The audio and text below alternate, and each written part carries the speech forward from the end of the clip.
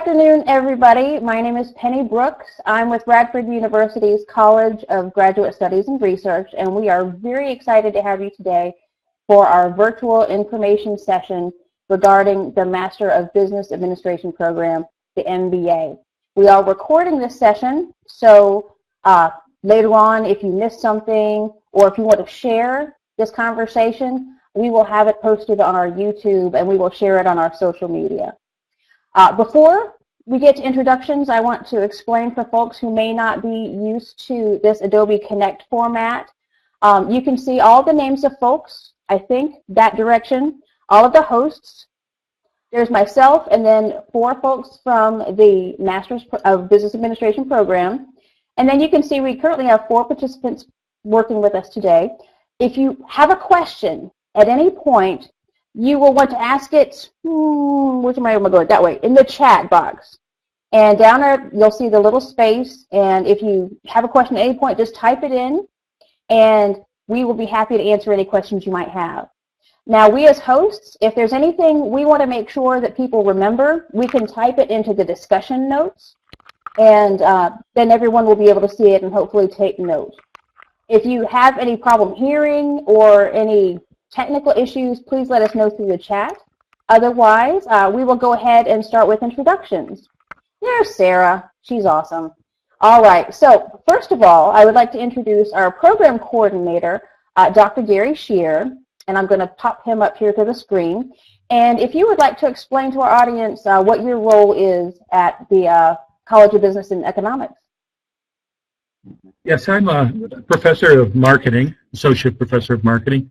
And I'm also director of the MBA program here at Radford.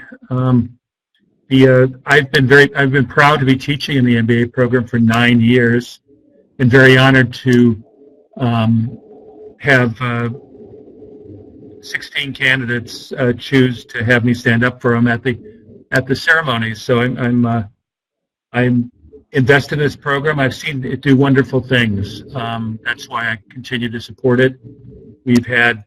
I've seen people advance in their jobs that they currently have, get good jobs. I've seen people change careers dramatically, maybe become a college instructor or enter a PhD program. I mean, it's just been a launching pad in many ways, in a wide variety of ways for people who have done the Radford MBA. So I'm a big advocate, but probably the best people to talk about the program are perhaps the people who are in the program currently. So I'd like to invite Marina to talk for a moment about why she's here and what, as somebody who's about to graduate, how her experience has been in the MBA program at Radford. Sure. This is Marina.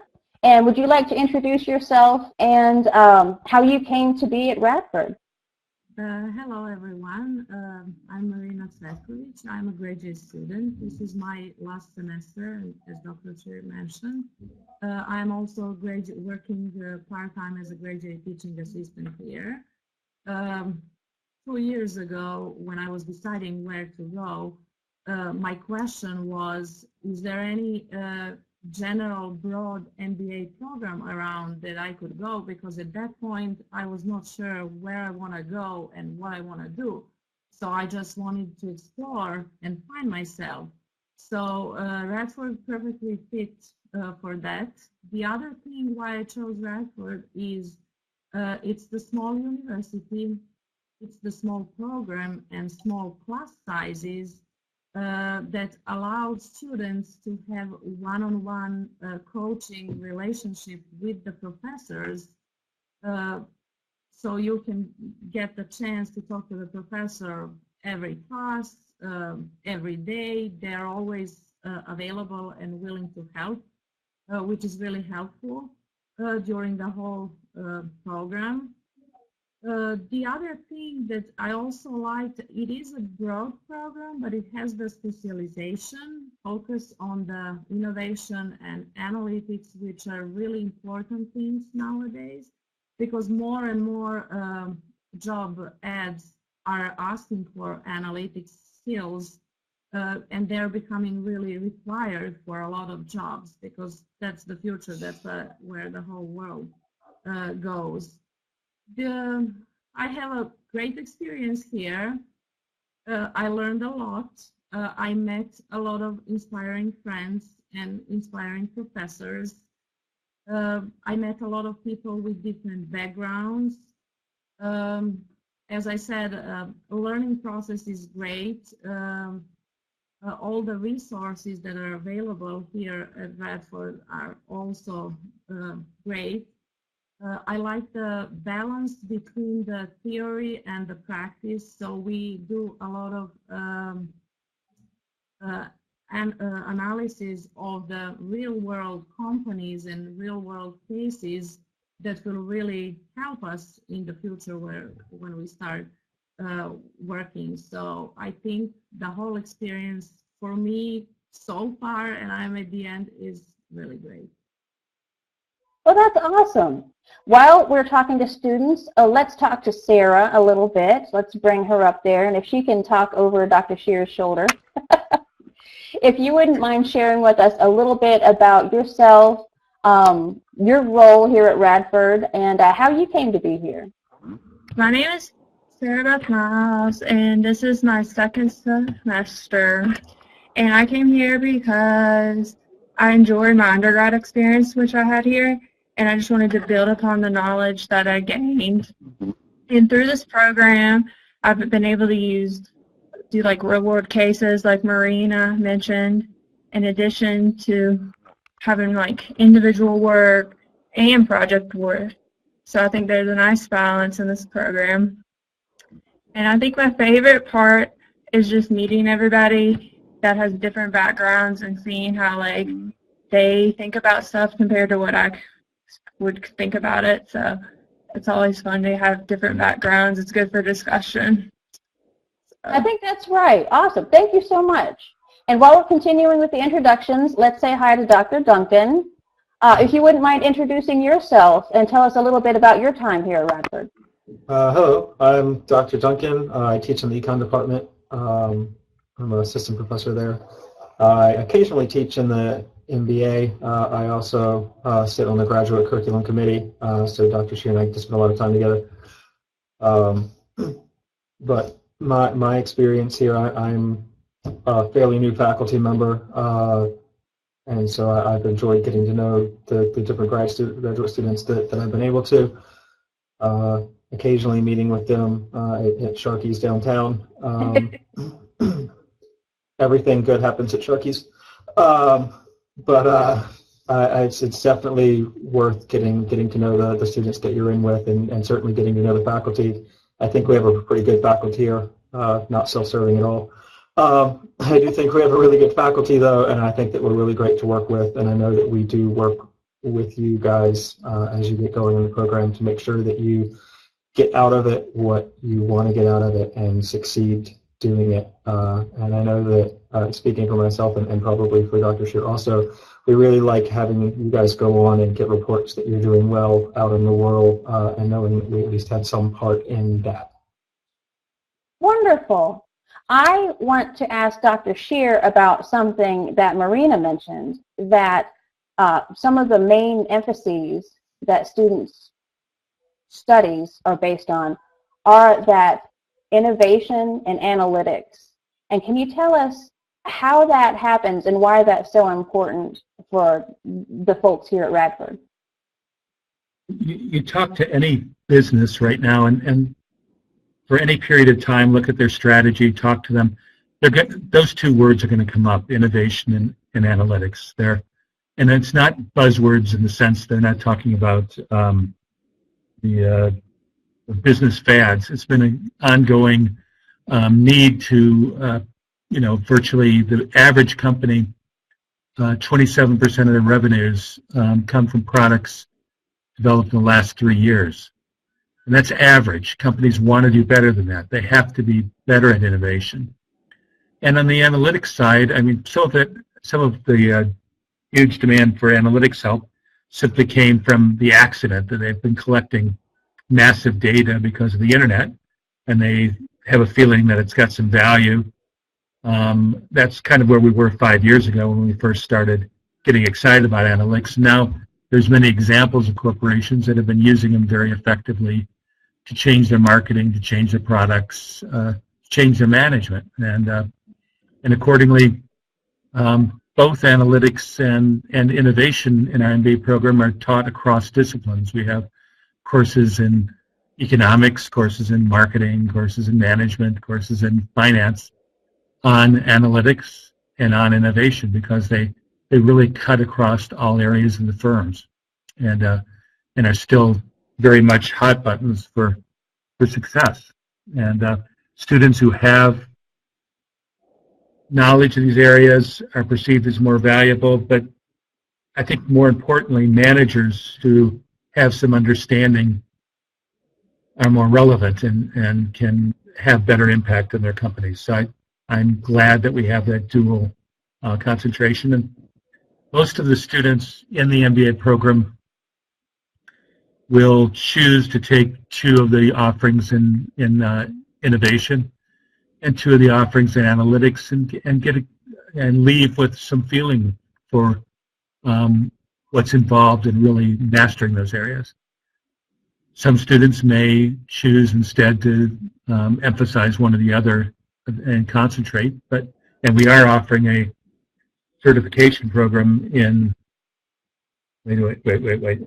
We hope to be offering a certification program in analytics very soon. I thought for a second you had a big announcement for us. Subject to the approval of very important, wise people. So that's hopefully that's upcoming.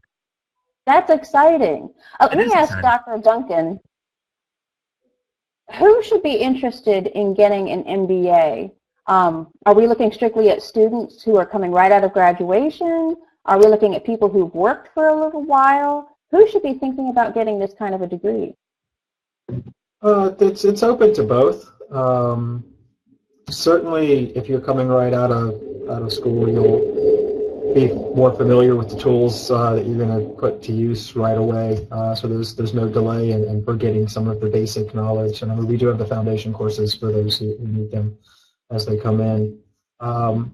But certainly working professionals, we really enjoy working professionals. I think they add a lot to the conversation in the classroom. I know, so I occasionally teach one of the innovation sets, and what I do is try to get sort of the what do you do on a day-to-day basis, how do you relate what we're teaching in class to the day-to-day basis, and tell me your story about how you change people's behavior. At least from my perspective, it's a sort of behavioral game. So how do you change people's behavior that you were with, and how do your interactions affect them and yourself, and sort of that feedback. And it's the working professionals have a lot of information about that because you work in the real world all the time, so you can tell, in some sense, better stories. And so telling those better stories, I think, is important. Wonderful. And also, can I comment on that also?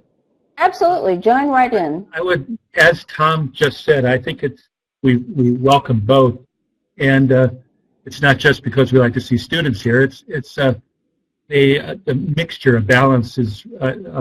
I had a wonderful innovation class last year that Marina actually was in, and the age range in that class, we had somebody I think who was probably 22 years old. And we had somebody who I believe is 66 years old in the class, and that's kind of a wider range than usual. But it's nice to have the people who have a lot of experience, but it's also good to have them interacting with people who are coming straight out of college, have taken the undergraduate analytics courses, and they can interact and see things from different eyes when they work on group projects and when we have discussions in class. So I think it actually benefits both groups to have a mixture of students in the program. While I've got a space here, I want to remind all of our participants, if you have any questions about what we're talking about, please feel free to that way. Nope, I can't point the right way. The chat at the bottom. I will just say that. If you have a question, feel free to type in a question, and I will read it and make sure that your question gets answered. But on top of that, what can an MBA do for me? Let's say that I am just graduating from my undergraduate institution, or let's say I've been working out in my field for a while. Why should I consider getting an MBA? I mean, it's extra school, it's extra money, it's extra energy and effort. What can it do for me? I tried to touch on that at the beginning, but it is worth focusing on even a little bit more. Thinking about the mixture of students that Tom referred to, probably we have a lot of students who come in and have 2 to 5 or 5 to 10 years work experience. In those cases, they're in the process of being promoted into management jobs. They have been away from school a while, so for them it's both a refresher and also preparing them. The focus is very much a managerial focus in MBA programs. So it's an effort to help them with the new role. And manager is something different. You can be a great analyst, you can be a good supervisor, but making that step up to a manager, the viewpoint of strategy and understanding what's involved in changing cultures is very important. So that works for a lot of our students with experience. Also, for some of our students with experience, it allows them to make a major change. They've decided they want to change something about your career. I think I mentioned that we've had several students who decided they want to become college professors or instructors, and have used the MBA as a springboard to do that. For undergraduates, it's a way to differentiate themselves from other recent graduates, to show that they've gone further in their studies, and for them I think it's a great advantage to have those the twin pillars of the innovation and analytics courses to show that they've built something on top of the knowledge they brought from their undergraduate degrees. And we do have a question from one of our participants. As I understand it, I think he wants to know which concentrations the MBA here focuses on. But I think when we've discussed previously is that it's a broad-based program. Is that correct, Dr. Shear? Yeah, everybody has to take a course in all the business disciplines, essentially. And so to the extent that we're talking about concentrations, you do that in our twin focus on analytics and innovation. Okay, so it's not necessarily like you would get an MBA in finance or an MBA in marketing. No, you get an MBA, and you may have chosen to focus on innovation or analytics. Also related to disciplines, we get students who have been undergraduate majors in all of the business disciplines: accounting, finance, marketing, management, as well as students who weren't business majors. We have a number of students who have come out of other programs as well.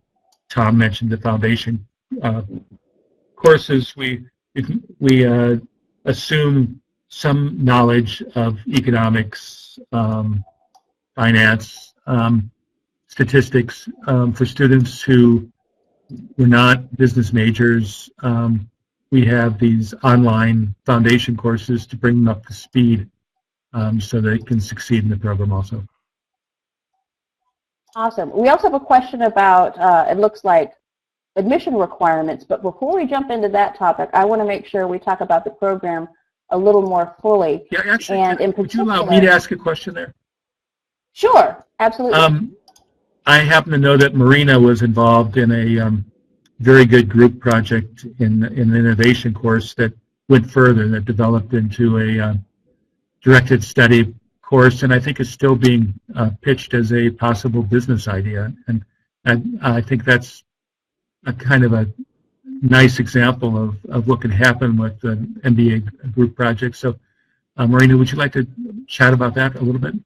Yes, we really enjoyed that project at your innovation class.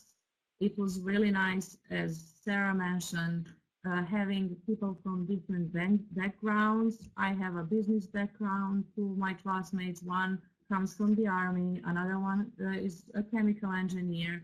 So our views were different, but we came up with a really good idea, and it ended up really well. And Dr. Shear proposed to develop the idea further than just the innovation project that we had the prototype at the end of the semester.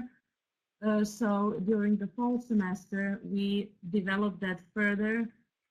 It was our service business, so we made a business plan, we made a proposal for the client university that our business was developed for, and we are still in the process of maybe implementing the idea, but the whole experience was really great for all of us. We learned so much. We had to implement everything that we learned in each of the courses into that business plan and into the whole idea.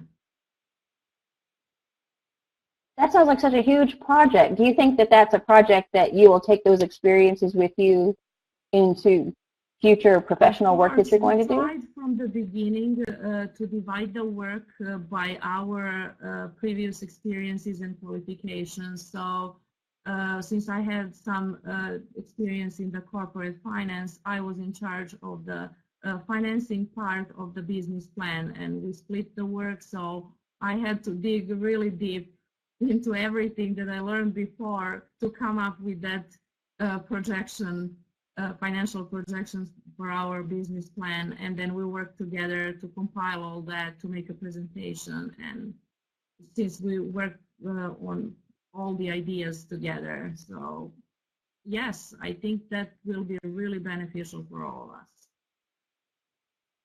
That's awesome.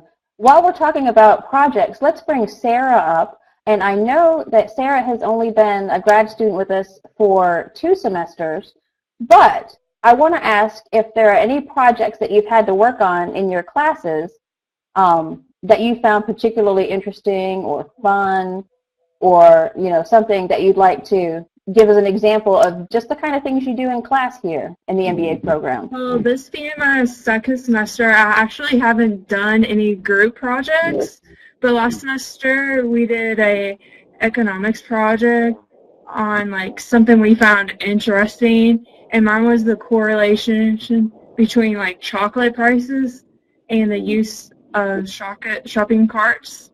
And for that project, we got to do a podcast, which was really cool, and we made a poster in addition to writing to a paper. So we got to do many things, and it was really fun because I'd never done a podcast, so that was a good experience for me. Broadened my horizons. Now, see, you have me completely intrigued now. I never would have thought to compare chocolate prices with the use of shopping carts, but that sounds like a really interesting project. And you got to do a podcast episode, which is awesome. Is there any project that you're thinking you might like to do as part of your MBA program, or any program you'd like to be a part of? Honestly, I don't think I've thought that far. It's kind of like a day-to-day type thing. So maybe I should think about that. No trouble. Well, that's awesome. Let me ask Dr. Duncan, because it seems like the 2 graduate students we have here both are taking the on-campus version of the program, but Radford also has an online program. Do you know much about the online program and how it compares to the in-person program? There's overlap, so you can take many of the same courses. We try to make sure that certainly all of the same, like the basic core courses are all offered both online and in person to add that flexibility. And then we offer online sections of analytics classes and online sections of the innovation classes. The last time I taught one of the innovations, it was taught online. And so we added a large discussion component to it to make sure that everyone got to feel involved in the class.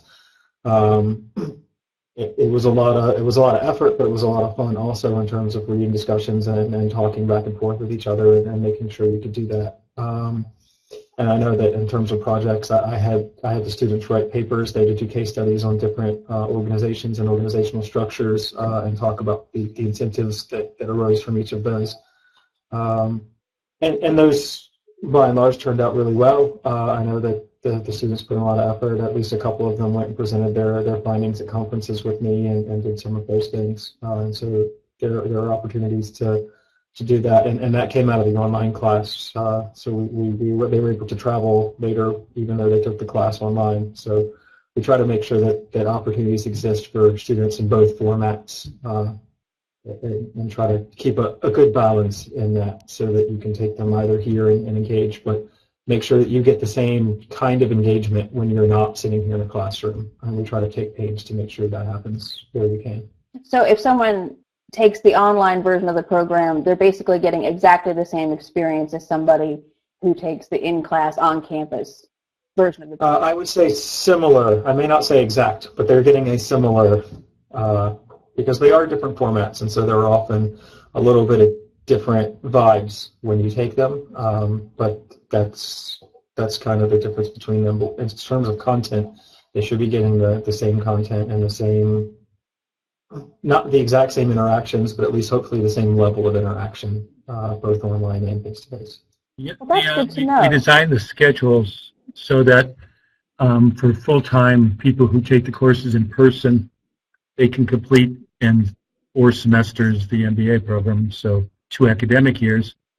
Online program, we offer 2 online programs minimum every semester and in the summer, so that could be completed within 24 months. So they're structured very similarly, and we do have a lot of students who mix them, who take some in person and some, they have a semester that if they're working and they have a semester that they travel a lot, they'll take the courses online.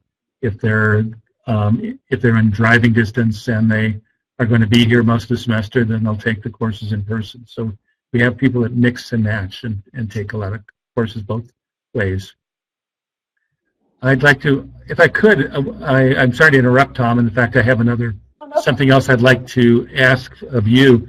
Tom's been kind of a leader at Kobe for bringing in interesting speakers to inspire students and faculty as well. We need some inspiration too.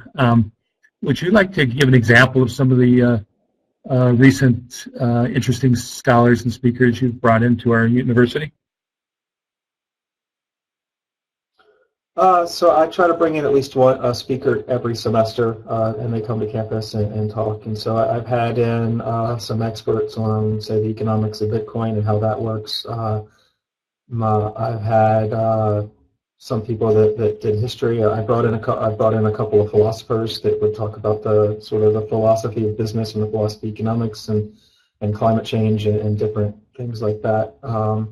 I think we have a speaker coming in this semester that'll talk on the economics of foreign intervention and how that plays into what happens in the U.S. And so the topics vary widely in terms of basically trying to be a broad base and interest to a wide swath of people, both for every discipline that we have.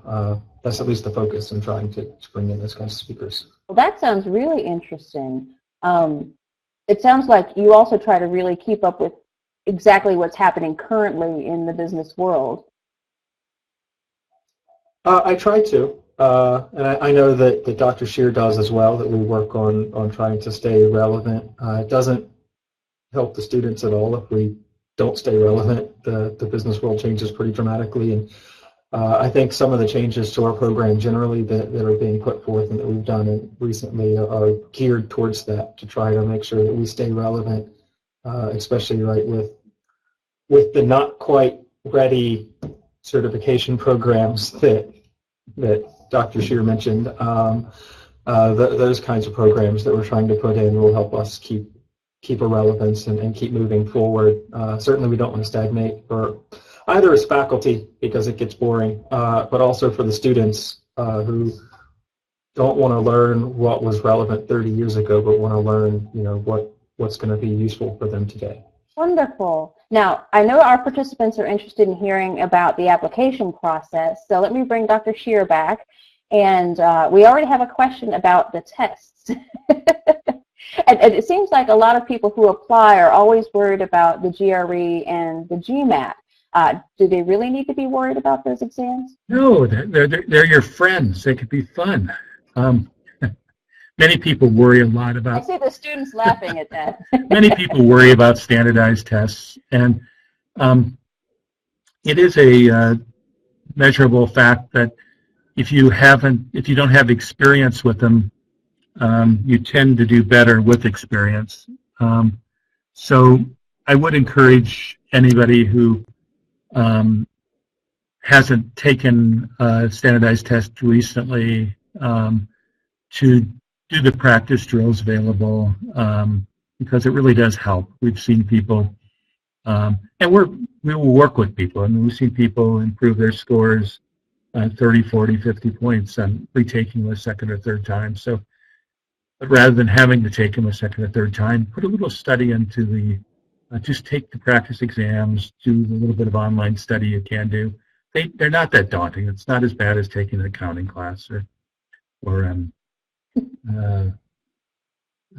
Dr. Duncan's econ class or something.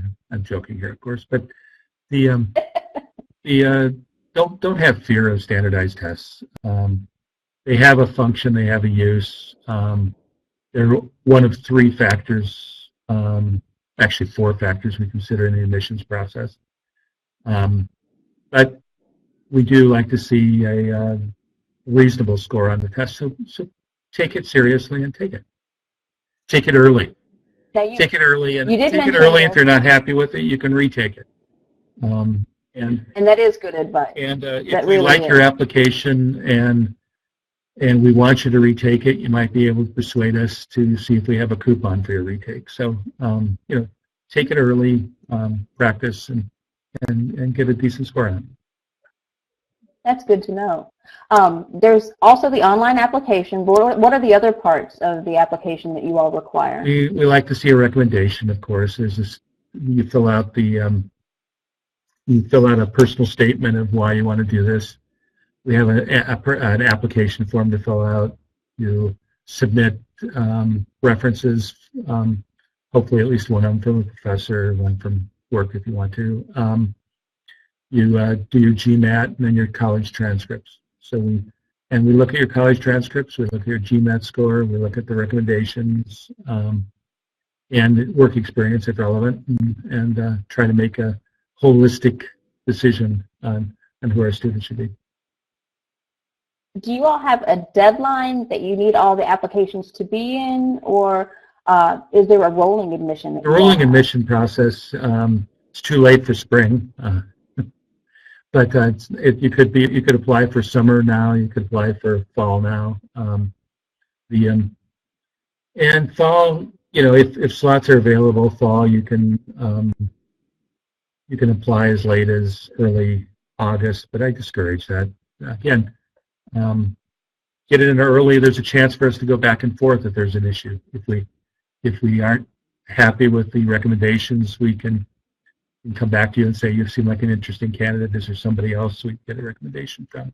If your GMAT score isn't quite where we want it to have, we can say, can you retake this? So we encourage you to get it. If you really want to do it for the summer, apply. Yeah, go ahead and apply now. But we encourage you to apply now for fall as well, because there's more time to sort things out if we do need to have a back and forth discussion. We have a few minutes left, and I would like to talk to our graduate students while we still have a few minutes. I'd like to ask, if you were talking to someone who was thinking about getting a master's degree and they weren't quite sure or they had questions, what would you suggest to them?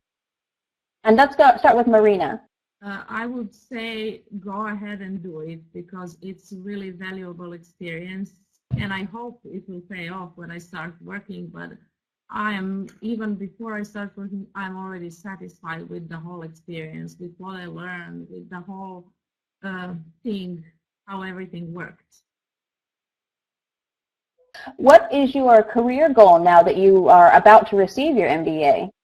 I would like to be in the finance, but I have some previous experience working for the insurance company. I did some trade, export, import, so I was kind of in between, didn't know what I want to do. So I hope this whole program and focus on analytics, and I also had the financial analytics, the regular finance class, so the students can still tweak the program to their interests. So if they want to have interest, if they have interest in finance, they can choose the financial analytics instead of, for example, HR analytics or marketing.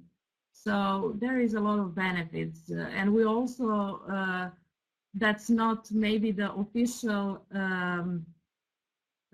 transcript from the program, but we got Excel certified during our analytics class. That can also help because more and more companies are looking for that. So I hope that will help too. That's good to know. That's something I didn't know, and I think that's awesome. That's actually a really great idea. It's a good skill to know, to have.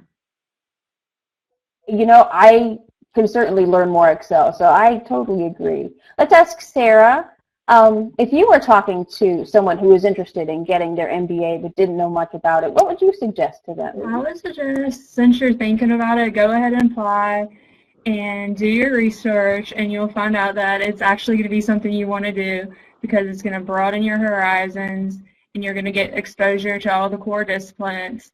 So if you have a goal to be like a business leader in the future, it's only going to help you. So you should go ahead and do it while you're thinking about it, because as humans, we like to delay things. So you might just put it off and not end up doing it if you don't do it now. Do you have any professional goals off in the future you'd like to achieve after you get your MBA?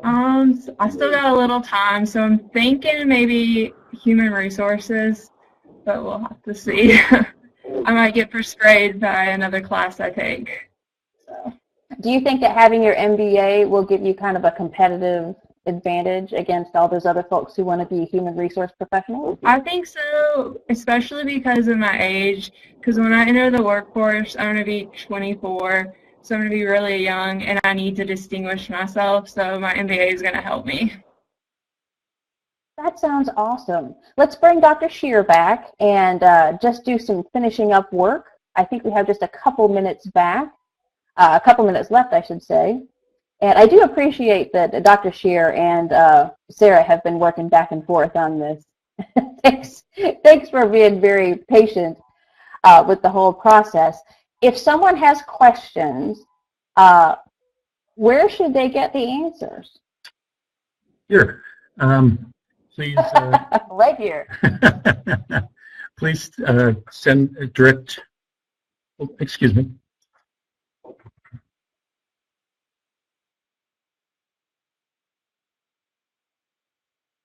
We have a technical issue. But I would welcome.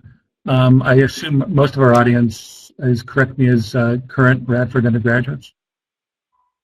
Could be. Okay. But people who are watching this in the future may or may not come be. from anywhere. Certainly, the MBA office, we have a number of people here who would be delighted to talk to anybody who's interested and has questions. I'm also a professor, so I'm not here every day, but when I'm available, I love to talk to people who have an interest in the program. My assistant, Sandy McCarty, can help people. And probably anybody on the call would be willing to talk to them, but please direct it here to the MBA office. Is there a certain email address that's linked to the MBA program? There is indeed.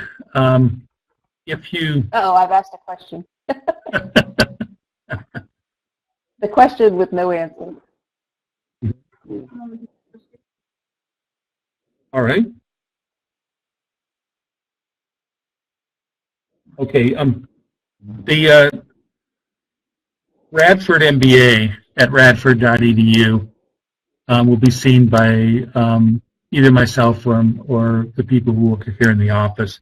So general questions, please direct them to Radford MBA, no period or anything, or dash, at radford.edu. All right, and I have put that in the discussion notes section, so in case anybody needs to copy it down, it's right there.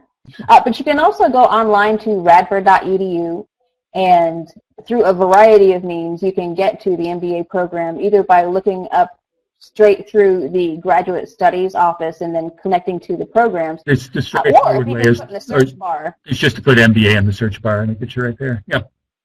Right there. And I will tell you that Dr. Shear's smiling face is at the bottom of all those pages and all of his contact information. So if you have any questions, I've seen all the pages, and there he is. And he's pretty quick to respond. Before we get going, is there any last words? I'm going to go through everybody and see what everyone's final comments might be. Dr. Shear, since I already have you up here, what are your final words? I would echo what Sarah said unprompted a few minutes ago, that if you're interested, go ahead and start the application process and get it going. You can always defer, decide not to apply, but that gets you a foot in the door if this is the way you end up deciding to do. All right, Dr. Duncan, what are your final words, do you think? Thank you to everyone who is currently watching or who will be watching this in the future. I hope that you will decide to come spend some time with us over the next few years. Wonderful. Marina, any last words of wisdom or suggestions for folks? To all these potential students, come to Radford and use this unique opportunity. And if you have any questions from the student side, you can always stop by my office in Colby 363, and I will be happy to answer and help you. All right, and then finally we have Sarah Miles again, and it looks like we're going to go out with words from Sarah. So what are your magical words of wisdom? I would just reiterate what I said. If you're thinking about it, just do it, because it's going to pay off in the end, and you're going to have an enjoyable experience. So might as well do it. Well, on that note, I'd like to thank all of our participants today, but also who might be watching this video in the future. We really appreciate your spending your time thinking about Radford and our Master of Business Association program. Want to remind everybody the email address, if you're interested, if you have questions, concerns, radfordmba@radford.edu. But if you have any questions about our graduate studies just in general, feel free to contact me, and that's through gradinquire with an I, gradinquire@radford.edu. And I think between our two offices, we have all of the bases covered. I want to thank all of our participants for being here today, and thanks to all of our hosts. Had a really nice time today, and thank you for considering Radford University. Thank you so much for being here. Want to say bye to everybody, and like I said, contact us. Have a great day.